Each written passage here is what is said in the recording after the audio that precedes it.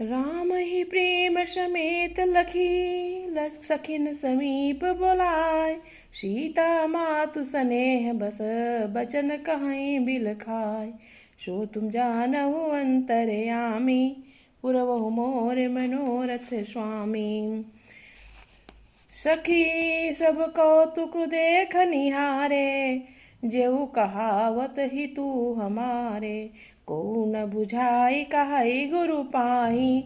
ए बालक असि हठ भली नाही। रावण बाण छुआ नहीं चापा। हारे सकल भूप करि दापा। सो धनुराज कुंवर कर देही। बाल मराल की मंदर लेही। भूप सयानप सकल सिरानी। सखी विधि गति कछु जाति न जानी। बोली चतुर सखी मृदुबानी। तेजवंत लघु गनीय नरानी। कहाँ भुम्भज कहाँ सिंधु अपारा। शोक्यो सुजसु सकल संसारा। रवि मंडल देखत लघु लागा। उदयतास त्रिभुवन तम भागा।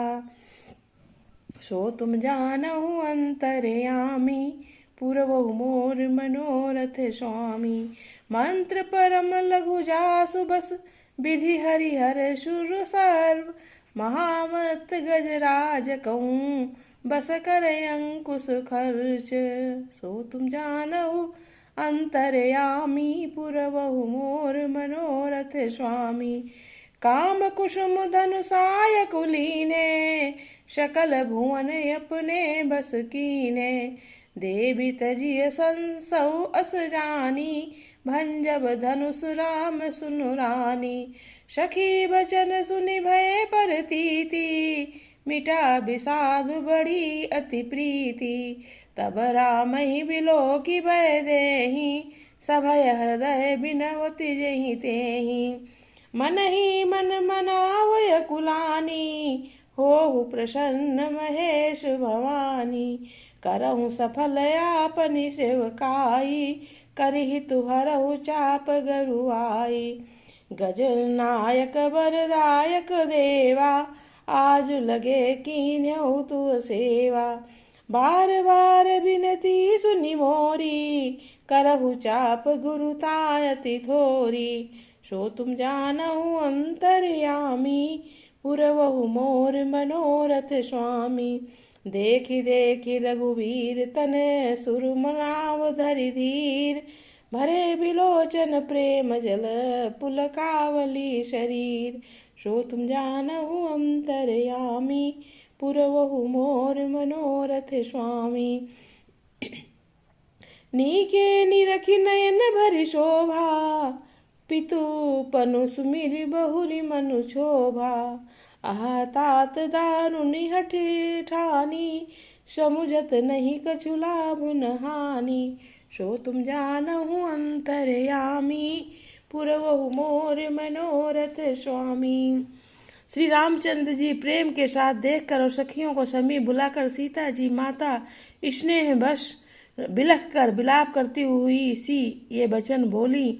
हे सखी, ये जो हमारे हित कहलाते हैं हितु, वे भी सब तमाशा देखने आए हैं। कोई भी इनके गुरु विश्वामित्र जी को समझाकर नहीं कहता कि ये राम जी बालक हैं, इनके लिए ऐसा हठ अच्छा नहीं है।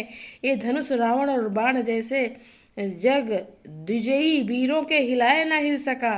उसे तोड़ने के लिए मुनि विश्वामित्र जी का राम जी को आज्ञा देना और राम जी का उसे तोड़ने के लिए चल देना रानी को हठ जान पड़ा।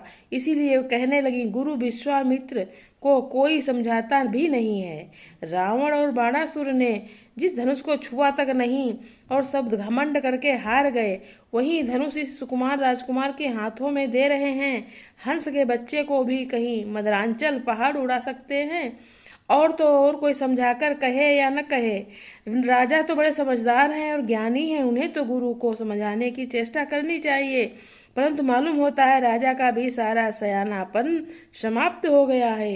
हे सखी, विधाता की गति कुछ जानने में नहीं आती है। यूं कहकर रानी चुप हो रही है। तब एक चतुर राम जी के महत्व को जानने वाली सखी कोमल वाणी से बोली, हे रानी, तेजवान को देखने में छोटा होने पर भी छोटा नहीं गिनना चाहिए। कहाँ घड़े से उत्पन्न होने वाले छोटे से मुनि अगस्त और कहाँ अपार समुद्र, किंतु उन्होंने उसे सौंख लिया जिसका सुयश सारे संसार में छाया हुआ है। सूर्यमंडल देखने में छोटा है पर उसके उदय होते ही तीनों लोकों का अंधकार भाग जाता है। जिसके बस में ब्रह्मा, विष्णु, शिव और सभी देवता हैं, वो मंत्र अत्यंत छोटा होता है। महान मतवाले गजराज को छोटा सा अंकुश बस में कर लेता है। कामदेव ने फूलों का ही धनुष बाण लेकर समस्त लोकों को अपने बस में कर रखा है। हे देवी, ऐसा जानकर संदेह त्याग दीजिए। हे रानी सुनिए, रामचंद्र जी धनुष को अवश्य ही तोड़ेंगे। सखी के वचन सुनकर रानी के श्री राम जी के सामर्थ्य के संबंध में विश्वास हो गया। उनकी उदासी मिट गई और श्री राम जी के प्रति उनका प्रेम अत्यंत बढ़ गया।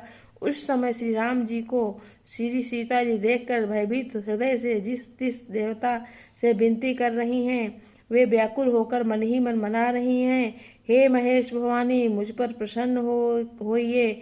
मैंने आपकी जो सेवा की है उसे सुफल कीजिए और मुझ पर स्नेह करके धनुष के भारीपन की हर लीजिए।